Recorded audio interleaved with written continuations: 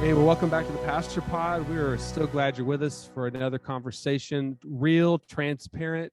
I'm here with my good friend Jay from Orlando, and today's podcast I have been looking forward to for weeks, and I cannot wait to introduce our guest.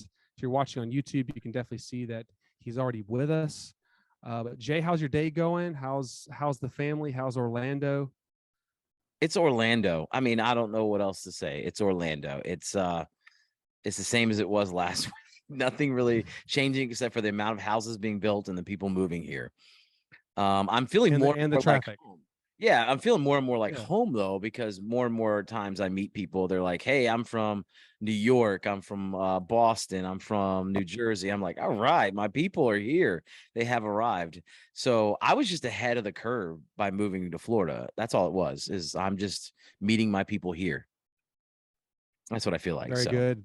how's That's good everything in stuff. Venice? I know again we've talked about the things that are going there. How are you? How are you guys doing? Yeah, we're still in recovery mode. Things are getting better daily. A lot of families in our church are being served and helped, and so we're just every day meeting needs. And I've told the church, love who's in front of you, meet a need every day, find someone you can love on, pray for, but also after meeting the physical need, meet the spiritual need. And so we're seeing people trust in Christ on a lot of our job sites, a lot of Awesome. our neighborhoods. So God's been good. God's been good. That's awesome. He's been That's faithful good. through it all. So, well, Well, today, Josh, Jay, introduce our guest. Oh, I overtalked. uh, I talked over you. Introduce our listen, guest, I'm so Josh. excited. I'm so excited to introduce him today.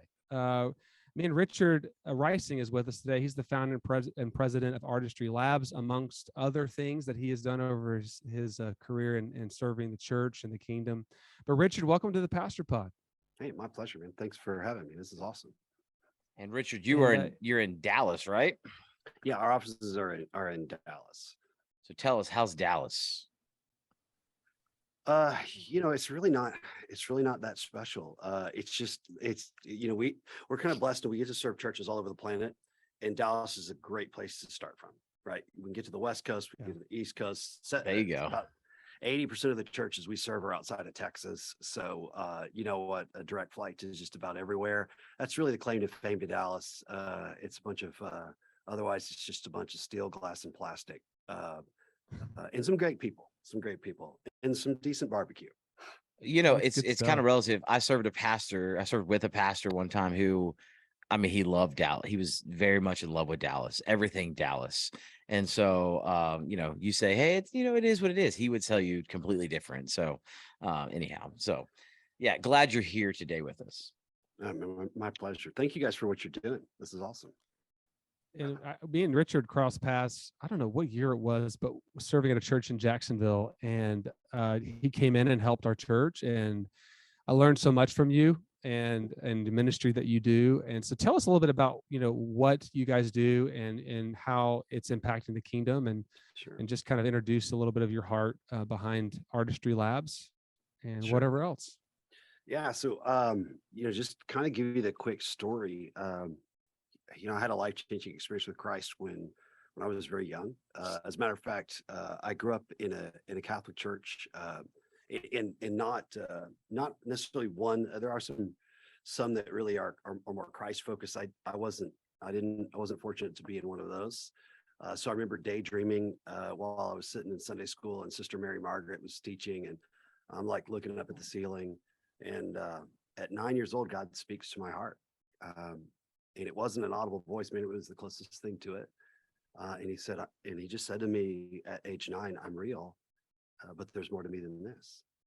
And it just created a hunger for me. A number of years later, a friend of mine invited me to event at a Baptist church, and I walked the aisle. I gave my life to Christ, and God really began to take me on a journey. And kind of long story short, I went off to university to be an engineering major, but I really knew that I was called to the ministry. I didn't know what it was that I was going to end up doing. I thought I'd probably end up going to the seminary. I didn't know what, but I was just kind of just seeking God.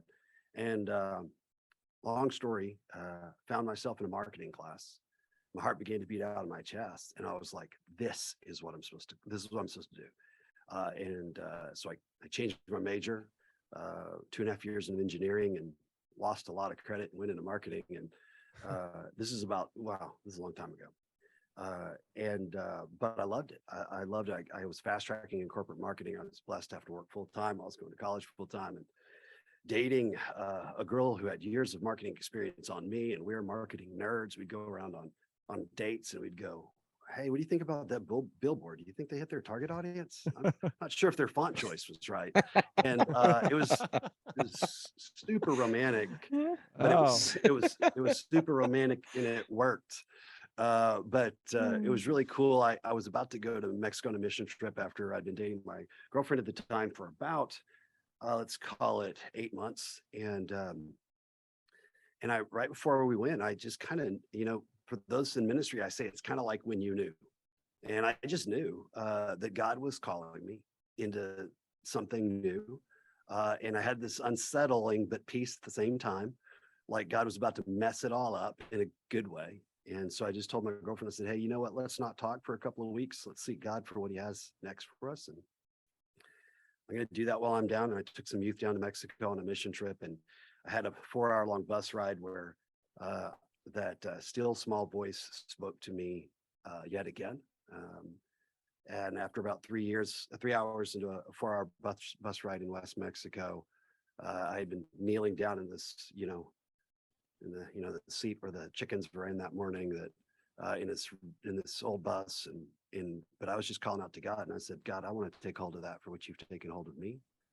And God just revealed my heart and really spoke to my heart at that time and said, the body of Christ promotes themselves like they're in the 1950s. And the marketing principles that I was utilizing on a daily basis weren't contrary to scripture, but largely based in scripture.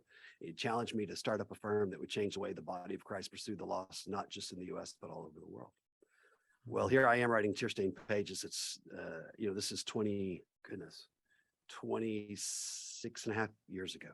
You did not say church and marketing in the same sentence. You'd be struck by lightning.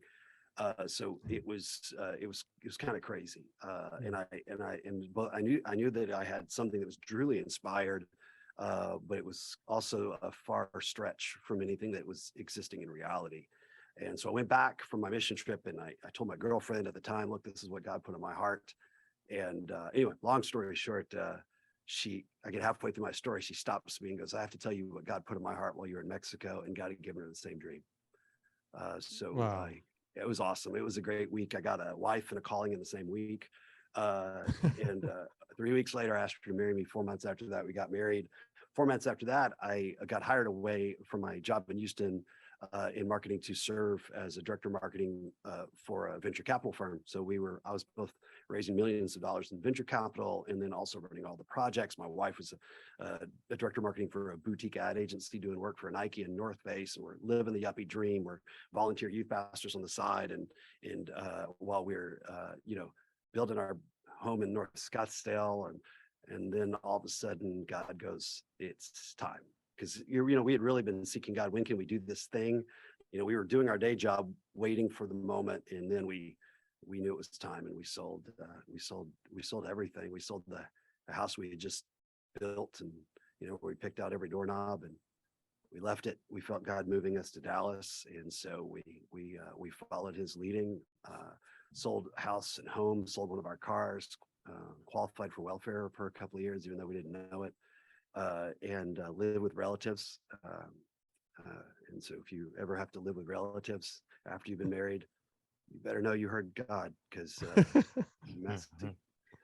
that's how the journey that got us started. And so a little bit over 22 years ago, we started serving churches, and really my heart, my passion has been how to help the church leaders really fulfill the calling that God's placed on their lives. That's really what we're driven about.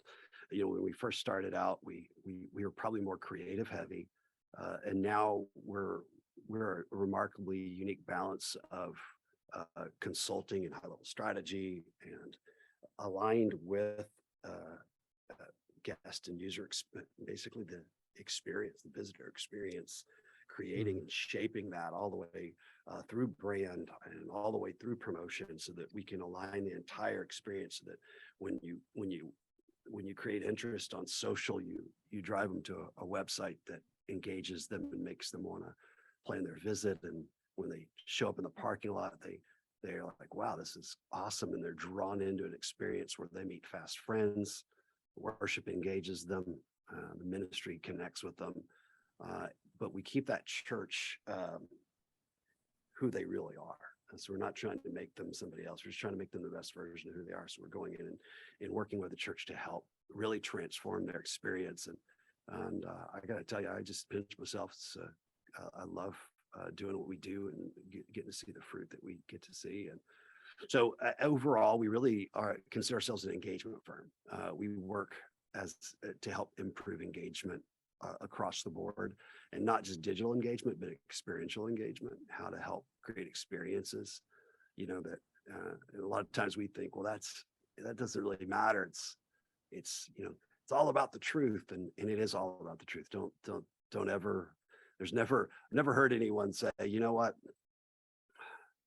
that church, man, those people at that church, I didn't like them. And man, that worship, like no one was singing and I didn't even want to sing. And that preacher, he doesn't even know how to connect with me. But man, their website was so awesome. I'm going back and committing the rest of my life there and starting to tithe. It's never once happened. So if we think that it's about the external, we've lost it. But if we think that we can disregard the fact that non-spiritual people make natural decisions about church, then we've lost it, right? 1 Samuel 16:7 says, man looks on the outside and God looks on the heart. And of course, just talk about David there, but God was making a very clear point. He looks at our heart, and I'm so glad he does. But where does man look? Man looks on the outside. And if we're not calibrated in what we're communicating with them, we're often sending the very opposite message that we're trying to send.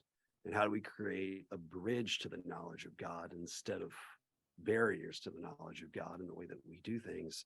And that's really what our heart and our passion is. And so, yeah, it finds itself in a lot of mediums, in the sense that we're sitting down with senior leadership teams, putting together master plans for growth and helping them establish their mission, their vision, their values, their pathways of engagement.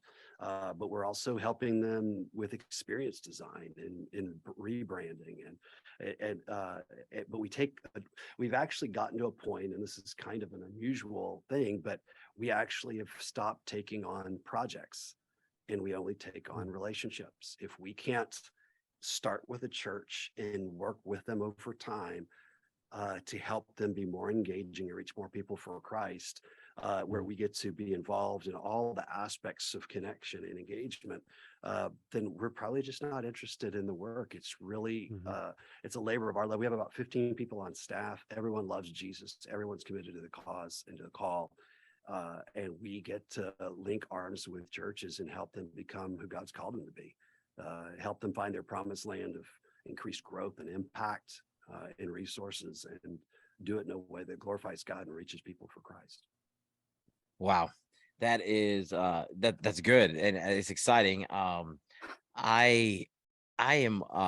very intrigued at the work that you do, and because I really see, again, I told you before we even hit record today that I bleed church planting, and I'm looking at from a church planting perspective of church planters have a lot of things going on, and how resources like this could really be beneficial of people thinking the way you guys think. I mean, you met your wife dreaming about fonts on a billboard. That's unique. Not everybody thinks that way. You have a church planter or a pastor who's usually really, really passionate about that vision, and you're gonna help to bring that to life through a holistic picture of whether it be not just the wording of how it works, but also that experience and things of that sort. So you're in a lot of churches. It sounds like you over 20 plus years of ministry, you've been in a lot of churches, and you've seen a lot of things. Today we want to talk about a topic of that mission drift, this drift that we see. Why is that something that's so dear to your heart, and something that you've seen, experienced? What makes that such an important conversation topic for you? Well, it's probably one of the most misunderstood things, mission overall, I'd say in that we see in church, and it becomes mission and vision. And I can talk a little bit more about how we see those as differently. But I can tell you it's an area that we see a lot of struggle in. A lot of times senior leadership, they feel like, you know what, unless I can get up on a mountain and I get something etched in stone that I can bring down, I haven't spent enough time in prayer to qualify what is in my heart as mission and vision. And the reality is that mission and vision come in and come out. They fade. Sometimes we have seasons where we're emboldened by fresh vision for God, and we take tremendous mountains, and then sometimes we hit storms and we lose our way, and we don't know which way is up. And that mission might still be in our head, and it might even still be in our heart, but it might not be in our hands, right? It might not be something we're active on. And a lot of times we're just simply going to ask a church, hey, tell me about where you're at with your sense of mission. And then they'll go, oh man, that's so clear. And then they'll begin to share it, and they'll rattle off the faceted sentence. And then we'll go, all right, so great. Now let's talk about the congregation as a whole. How closely are they driven by that same mission? And then you hear the long silence. And a lot of times what happens is it's clearest to us in leadership why we spend so much time crafting it. As a matter of fact, church planning, it's one of the hardest challenges. People will ask us, do you guys do work with a lot of church planners? And I go, what's really funny is we rarely get hired by church planters. And they say, well, why? And it's like, because they don't lack vision or mission. As a matter of fact, they've been sitting there for the last 10 years while they were a youth pastor, an associate pastor. And they've been sitting there working on it in the background. When I get a church, it's going to be this and it's going to be that. So they know exactly what it's going to be. It doesn't happen that we get the call until it doesn't work anymore. And it's that disillusionment over vision or mission, right? It's that, oh my goodness, I had it so strong and now I don't know which end is up. And I just, what's compelling to me in my heart is to help the senior leader know, Pastor, hey, it's normal to have seasons where you lack that clarity. And sometimes that lack of clarity is God calling you inward to dig into him. Sometimes that lack of clarity is a seasonal, and it's just, you know what? You're not, you've been through a lot, and your congregation might need to heal, right? You guys have been through a tremendous storm in Florida recently. I'm sure that we would love to be thinking about, oh, well, let's go take the world.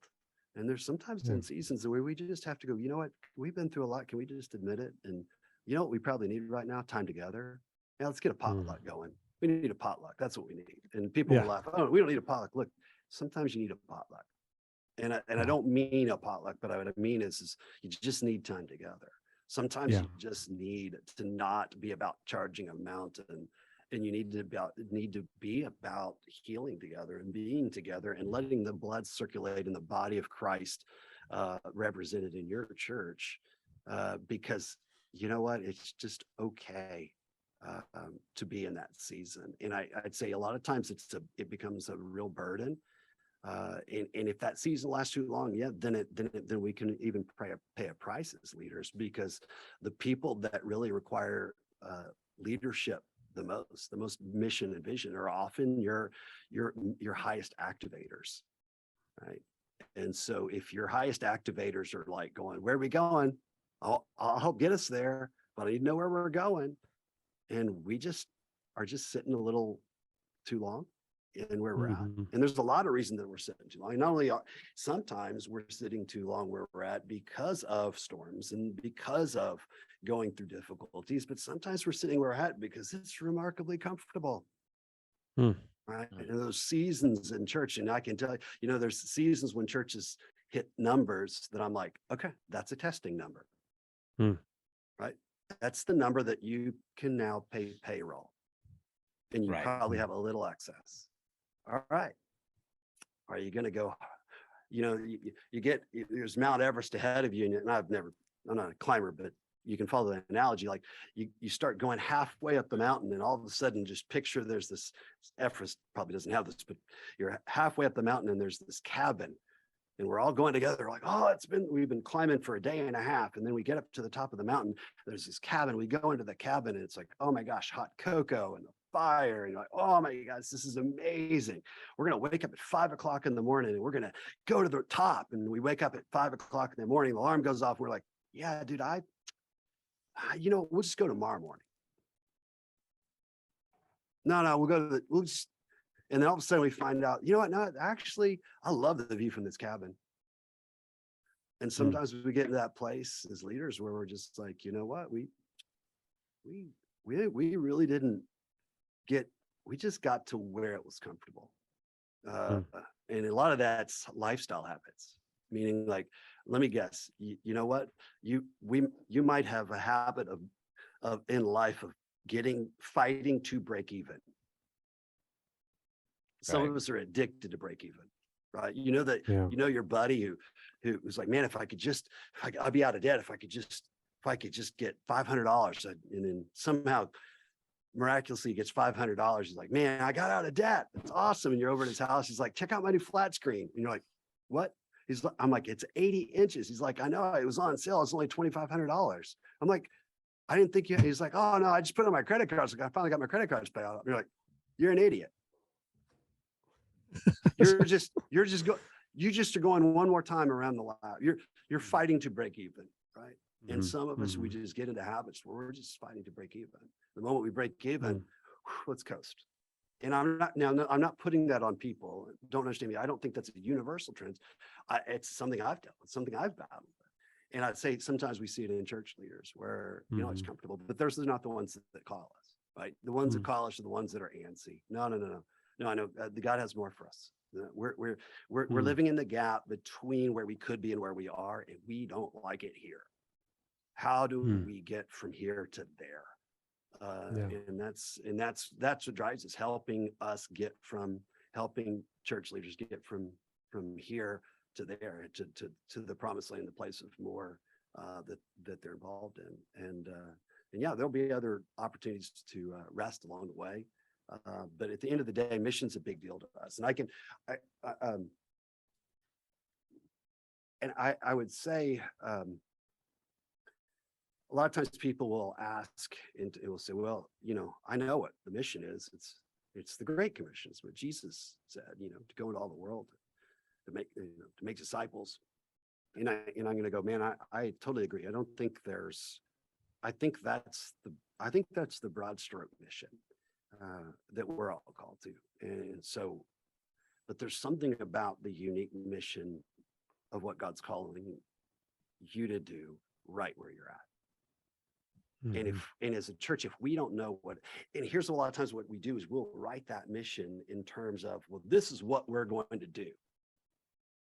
And the challenge is we write it with such levity or intensity, and words matter a lot of times to us as pastors and leaders. We're going, oh man, this, not that word. No, this word's really important. And we'll make it really important to us. And then we run into the challenge that a lot of times the congregation goes, of course, that's our mission. Yeah, that's what all those staff people do. Yeah, it's their job. Yeah, of course, that's the mission of the church. Yeah, I mean, I attend here, but that's what they're working on. They're working on winning people.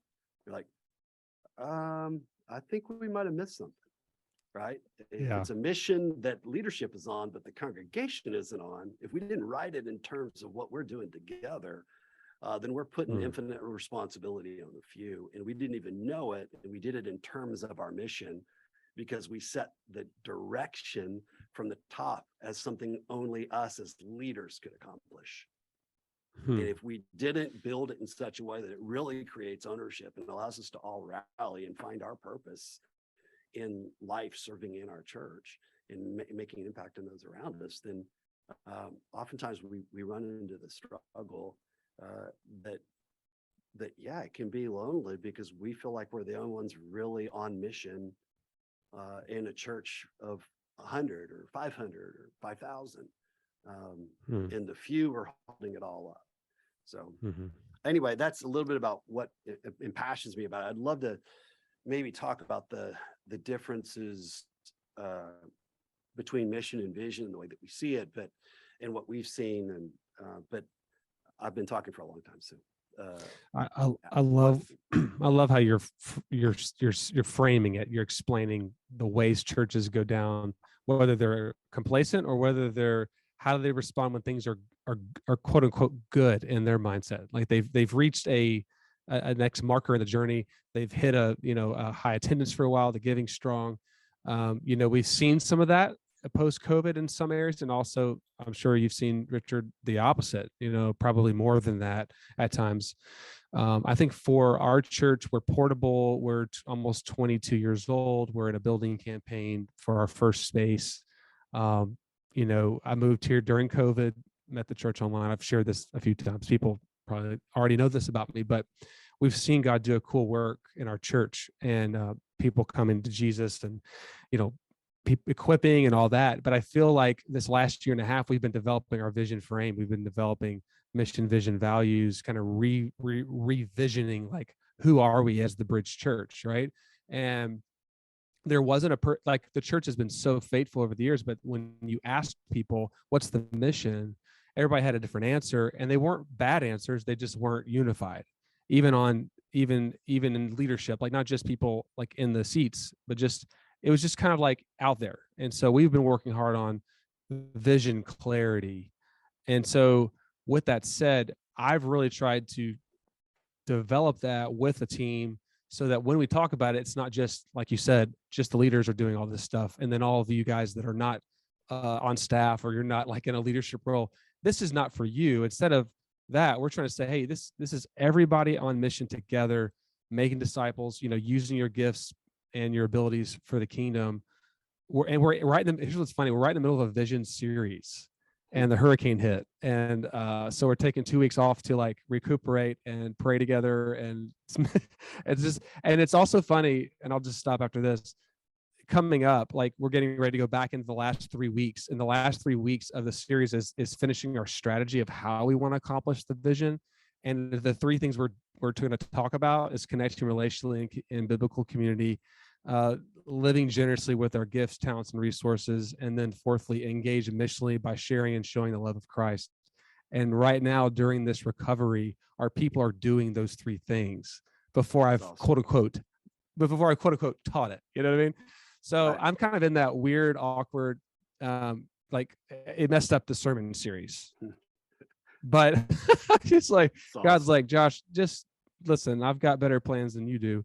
But with all that said, we throw around the word vision, we throw around the word mission. Used to, we called it the church purpose, back in the Saddleback days when that was super, super trendy. Tell us like the difference, because I do think that's confusing sometimes, the way we throw those words around in church. So I'll just tell you,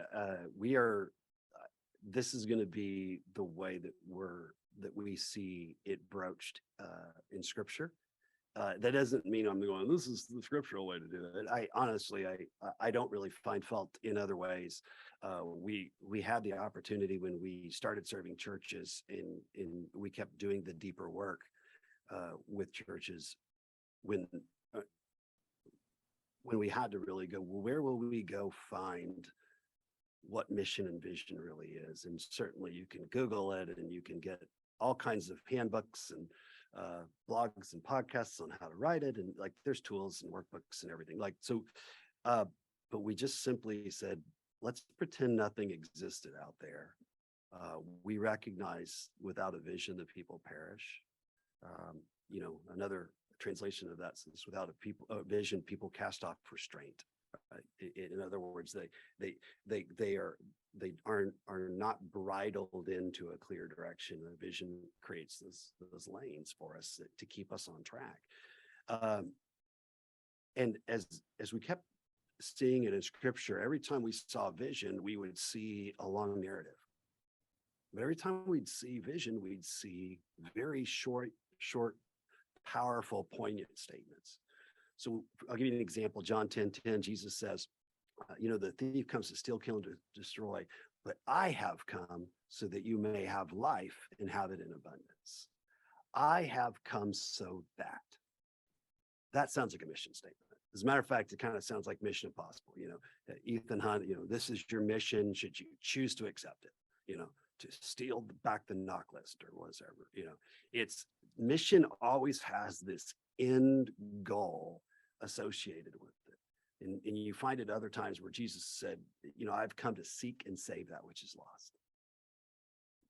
That's his, that's what I have come to destroy the works of the enemy. Right.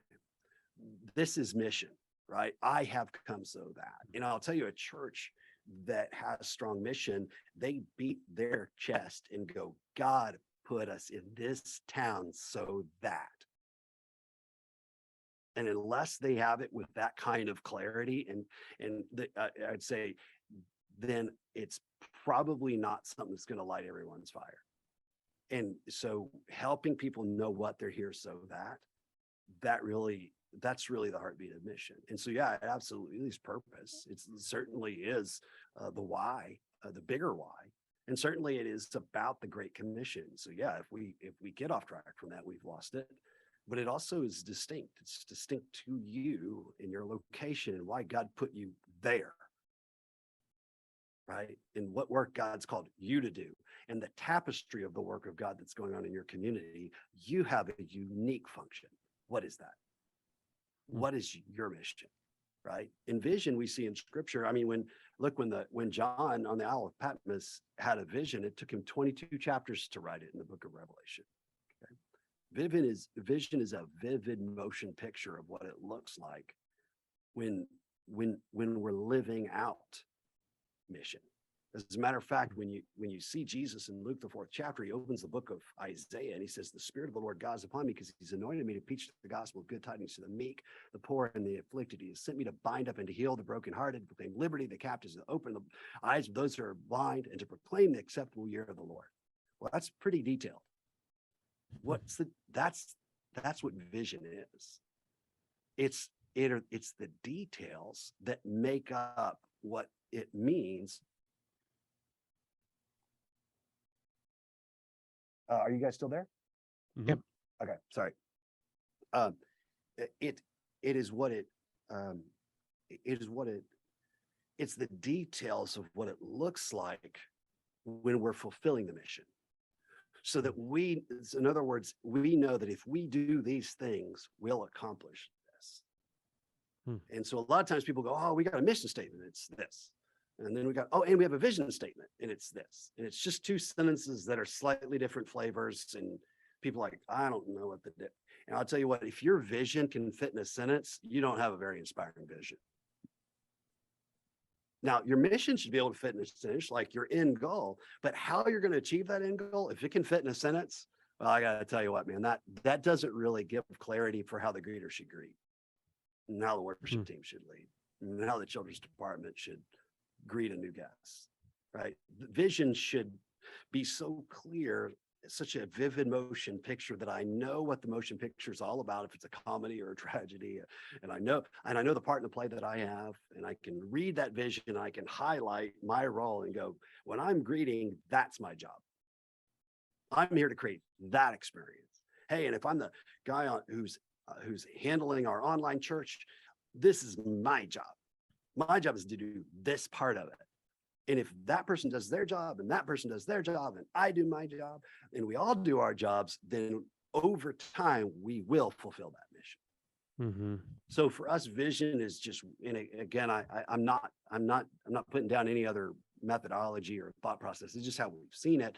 And as we've worked with churches to help rekindle or clarify mission and vision, it tends to be remarkably helpful because we'll help them boil down mission to where they can beat their chest, right? And then boil and then really generally add color and vivid imagery and clarity of action to vision, so that we take it out of this ethereal concept where we're here to create authentic community. You're like, okay, I think I'm doing that. I mean, I just talked to my neighbor and I was wearing, my undershirt outside. So I'm pretty sure that's authentic. Like, no, what does it really mean? What's the Mhm. tactical sense of what that looks like? And, and so that I know if I'm doing it in my daily life. And so to the extent that vision is unfolding and it's has dimension and it has roles, then it allows your congregation to grab hold of their part in it and allows you to understand what it actually looks like to fulfill the vision, and you understand where your gaps are at. Because if you have created it, if you've created a vision that causes you to be winning in social and winning on your website and winning in the neighborhoods and winning at work because people are sharing their faith and being missional in their daily lives, if that's part of the vision, we should be able to know if we're doing that, because that Mhm. fruit would be born in every one of those areas. We can track it and manage it and evaluate ourselves against it.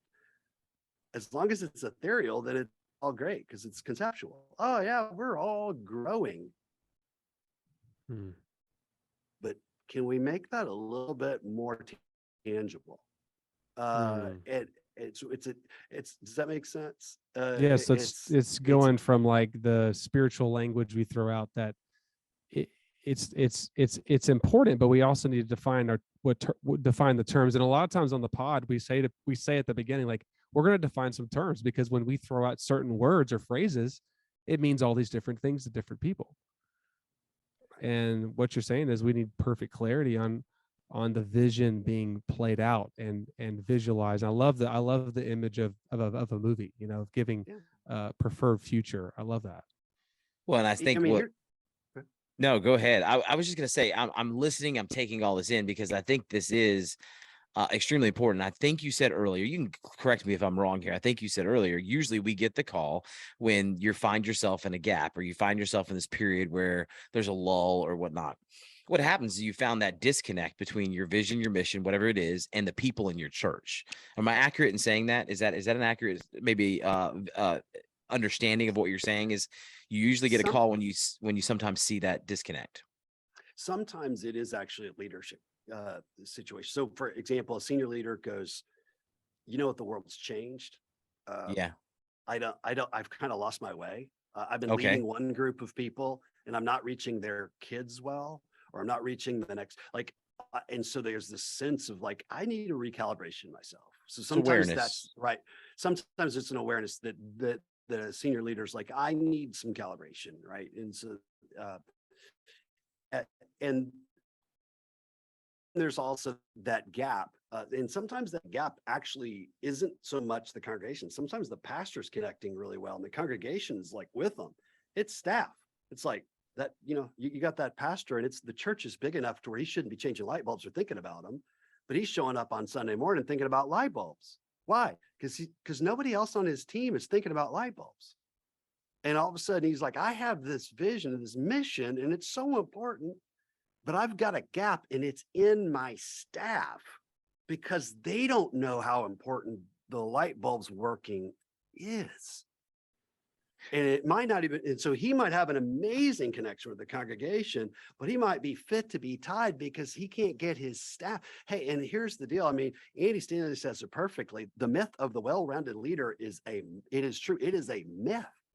You think you can be a pastor and be amazing at teaching and leading and administration and management and funerals, and like, if you do all of those great, you're a unicorn with wings that swims. Well, that's exactly. So again, this is exactly what I'm getting at. So I'm going to finish where I was going with this, is like this idea that every church, every single church needs to be thinking this way. So I told you again, I bleed this whole church planning as somebody who I believe is a vision. I lean very high in vision and direction, like those types of things. What happens is you get bogged down in those detail things that need to happen, and you're like, oh, now I've got to do this, and all of a sudden you you get distracted from where you're supposed to be leading because you have to pick up, like you're worried about the light bulbs, as you just said. So every church finds this. And again, it's this idea that is surrounding yourself with people that can think about the things that you don't need to think. So you can live in your sweet spot, for lack of better words. So every church, this is a valuable process for every church to think through, whether it's hiring a consultant, a team like you, or trying to figure out how you can think of this outside of hiring somebody to help you. But this is a very valuable piece, and this is what hinders many churches from, as you going back to your illustration earlier, just hanging out in the cabin, is because it takes a little bit of work going, hey, I know there's more, but I'm really comfortable right now. Or, hey, I know there's more, and I have this great vision for what we can be doing. This, I have this deep, conviction of a mission that we should be about, but I can't do it because I don't know how to mobilize the people around me to do it or whatever. Again, no matter, this could be put in all sorts of different places within the context of a church. I just think it's an important conversation that needs to be had. Because I'm imagining you see this in all different facets within the church. Like you just said, it might be a senior leader, it might be the staff, it might be the church that's not following, or somebody just going, hey, I know we need to be doing, I know something's off and then we need to be doing something. And so honestly, I don't know of a church that doesn't fit in the category of needing to be thinking about all these different components of what it takes for a church to move forward and continue to live out that unique mission that God has given them. And I think it's critical. And at the end of the day, you got to get it down, right? I met with the leadership team this past week, and then I was like, how are you guys on mission, vision? And it was just a conversation. I wasn't really probing. It wasn't a consult or anything. And they just, oh man, everyone's on the same page. I'm like, well, tell me about it. Because I went on your website and I was like, I couldn't find it. And it's like, oh yeah, we haven't really written it down, but we're all on the same page. And I'm like, yeah, I'm gonna challenge that a little bit. And then I started going. It turns out that there's 5 of you on the same page, but you spend all your time with those 5 people, and they're really on the same page. But outside of those 5 people, no one even knows. Right. And that's part of the deal. At the end of the day, if you can't write it down, and I have a friend of mine who's a senior professor of pastoral studies here at DTS in Dallas, and Bill Lawrence, and he's an amazing man of God, spoken in my life in such profound ways. But oh gosh. What was I just saying? I totally forgot. I was thinking about Bill and how much I love him, and I totally forgot. No, that's great. That's great. That's real, man. No, that's transparent. That's what we're all about here. Is I was like, I actually sensed something happen. I was like, all right, he's thinking about something here. No, I did. That's really powerful. Well, I was saying something. Yeah, it's really powerful that I don't know. I lost my track. But that's okay. And I think what was I saying though right before? Because I was talking about. He's just my hero. Well, I got caught up in watching you react to That's how I mentioning feel his when name. I talk about Jay. So so stop it. Do you know so those here's people, what here's, do you know those people that like that just rip you and you go, thank you. I need another one. Like, you know what I'm saying? It's just he's had a profound impact on my life. So I was thinking about him. And I had some really awesome story to tell you about him, and this will all get edited out. Sorry. Actually, no, I don't want to edit this out. This is great because here's it's just a side note. I'm going to chase this rabbit for a minute because I think it's important. When you surround yourself with people who have that big of an impact that God has used, okay, this is God working in him and through him in your life. I think it's huge that when we were taken back going, God has used this person in such an impactful way that it's caused me to stop. Yeah. And I've lost my train of thought. And I'm now focused on this person that God has placed in my life that has had such an impact that it causes me to go, wow. It puts me in awe of who God is and what he's able to do. I think that's huge. And so I don't think it needs to be edited. I think actually, I hope and I pray that we all have people like that in our lives, that God has, surrounded us with people Amen. Who who really impact us in that way. I'm going, man, they were just faithful in speaking truth into my life. Being there in the right moment, whatever it is. We all need those types of people in our life. And so I thank you for being raw and transparent and saying, hey, I lost my train of thought because I was just thinking about him.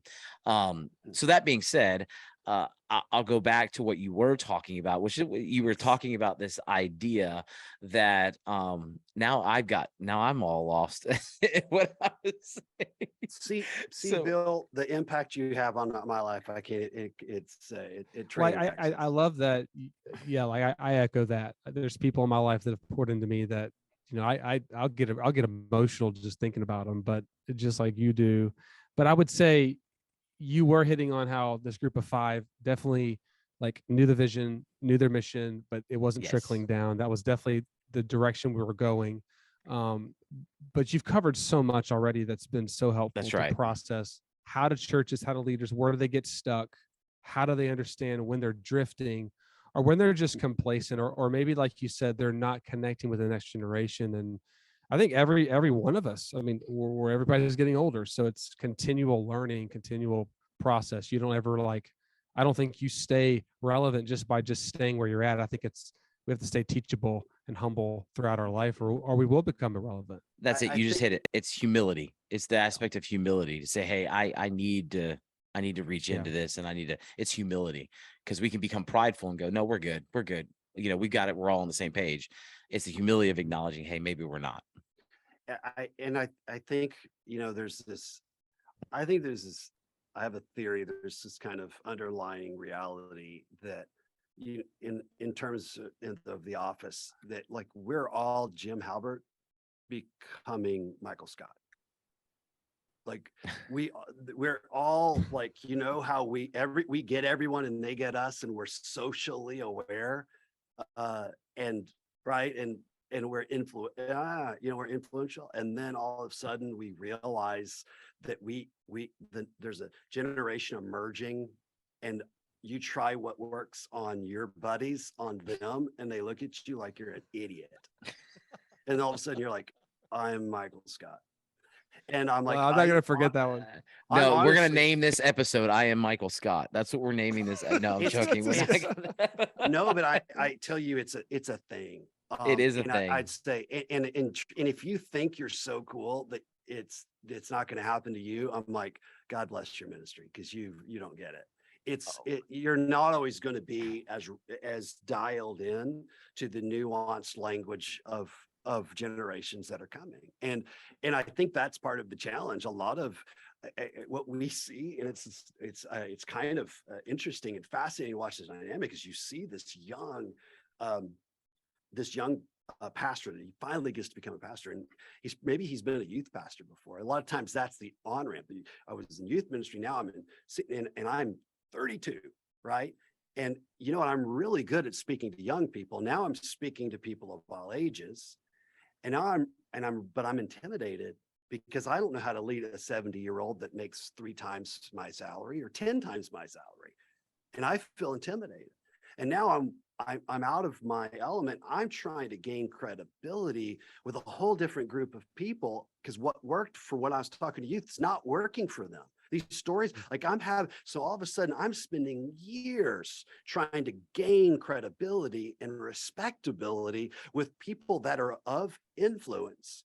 And by the time I finally get there, young people won't listen to me anymore. And I'll just say, look, man, young pastor, if I could tell you one thing, if I could tell you that you're not qualified by what you know and by the life you've lived, you're qualified by the gospel and who called you. And if you can know deep down inside that your job is not necessarily to know more about life than that executive that has attended your church, but your job is to be so in love with Jesus and so unintimidated by man that you'll love that person enough to tell them the truth you know. Wow. And when that's happening, then all of a sudden you're able to defy age, because we all see this pastoral sweet spot. It's 5 years up and it's 10 years down. That's it. So if you're 45, who are you going to reach? Well, if you're 45, you're going to reach about 35 to 50. That's your sweet spot. And it tends to always, and so what happens when a pastor grows with a church, the church grows in that age, and it has to become a deliberate effort for that church to think differently, and they have to break off the crust of the mindset that got them through the last decade with the people that they have. And I'll tell you what, this is partly why, even, and I'll be brief with this, but when a first generation church tends to have the least struggle with mission and vision. When I say a first generation church, a church plant that has evolved, and you think about that's a lot of the churches that that are on a national scale, and I can say their name and you're like, oh, everyone knows who they are. Think about how many of them were pretty much church plants where they had one clear target audience, one voice, right? One group of people to please, one style from the very beginning. They're a homogeneous church from the beginning. So, well, they strike a chord and they explode, right? Because they just had to please one person. Now that person's growing up over time. They have to understand that. But I want to talk about that pastor that inherited his job from some other pastor, and they have multiple generations in that church, some of which are complaining about this and others are complaining. That's a complex church. That is way harder to establish mission and vision in a church that's multifaceted, multi-generation, multi-valued than it is a church that you got to start going, well, I'm 35. Let me go after 35-year-olds.